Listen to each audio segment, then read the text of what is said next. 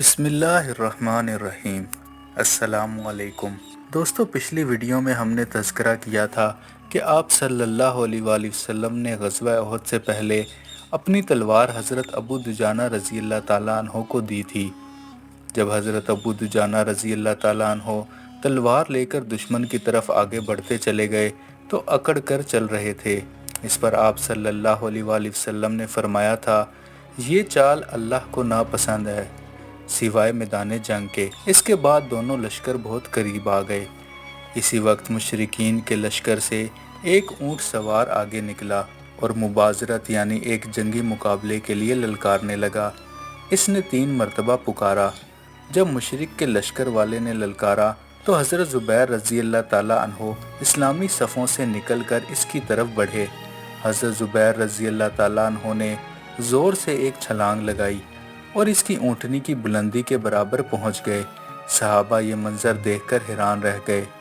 رسول اللہ صلی اللہ علیہ وآلہ وسلم نے ارشاد فرمایا، ان دونوں میں سے جو پہلے نیچے گرے گا وہی مارا جائے گا۔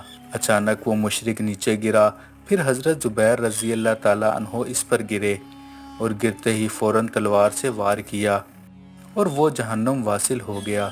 روایت میں آتا ہے کہ رسول اللہ صلی اللہ علیہ وآلہ وسلم نے حضرت زبیر رضی اللہ تعالیٰ عنہ کی تعریف ان الفاظ میں فرمائی، ہر نبی کا ایک حواری ہوتا ہے، اگر مقابلے کے لیے زبیر نہ نکلتے تو میں خود نکلتا۔ اس کے بعد مشرکین کی صفوں میں سے ایک اور شخص نکل کر آیا۔ اس کا نام طلحہ بن ابو طلحہ تھا۔ یہ قبیلہ عبد الدار سے تھا اور لشکر کا پرچم بردار تھا۔ اس نے مسلمانوں کو بار بار للکارا۔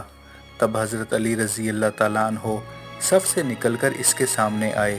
دونوں میں جنگ شروع ہوئی۔ دونوں نے ایک دوسرے پر تلوار کے وار کیے۔ حضرت علی رضی اللہ تعالیٰ عنہ کا ایک وار اس کی ٹانگ پر لگا، ٹانگ کٹ گئی اور وہ گر پڑا اور اس کے کپڑے الٹ گئے۔ اس حالت میں وہ چلا اٹھا، میرے بھائی، میں خدا کا واسطہ دے کر تم سے رحم کی درخواست کرتا ہوں۔ حضرت علی رضی اللہ تعالیٰ عنہ نے اسے چھوڑ دیا اور واپس آ گئے۔ رسول اللہ صلی اللہ علیہ وآلہ وسلم نے پوچھا، علی، تم نے اسے کیوں چھوڑ دیا؟ انہوں نے عرض کیا، یا رسول اللہ، اس نے خدا کا واسطہ دے کر رحم کی التجا کی تھی۔ آپ صلی اللہ علیہ وآلہ وسلم نے فرمایا، جاؤ اسے قتل کر دو۔ حضرت علی رضی اللہ تعالیٰ عنہ واپس گئے اور اسے قتل کر دیا۔ طلحہ کے قتل کے بعد مشرکین کا پرچم اس کے بھائی عثمان بن ابو طلحہ نے اٹھا لیا۔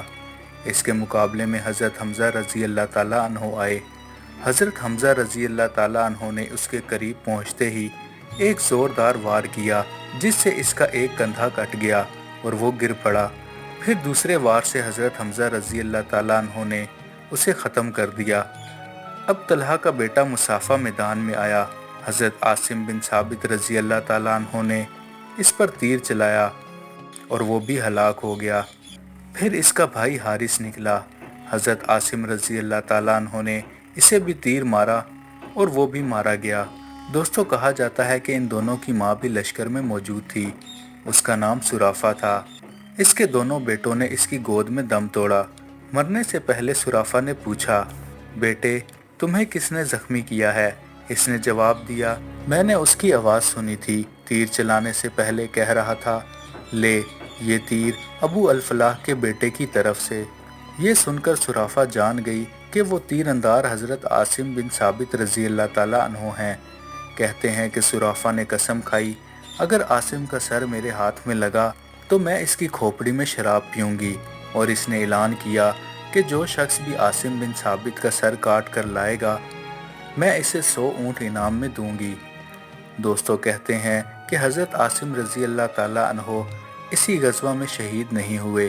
یہ واقعہ بعد میں رونما ہوا جس کا ذکر آگے کسی اور موقع پر آئے گا انشاءاللہ۔ طلحہ کے دونوں بیٹوں کے بعد اس کا بھائی زبن طلحہ پرچم لے کر آگے بڑھا۔ حضرت زبیر رضی اللہ تعالیٰ عنہ نے اسے قتل کر دیا۔ قرض کے بعد اس کا بھائی جلاس بن طلحہ پرچم لے کر نکلا۔ حضرت عبداللہ بن حجش رضی اللہ تعالیٰ عنہ نے اسے قتل کر دیا۔ یوں یہ چاروں اپنے باپ کی طرح قتل کیے گئے۔ مزید ویڈیوز کے لیے چینل کو سبسکرائب کریں۔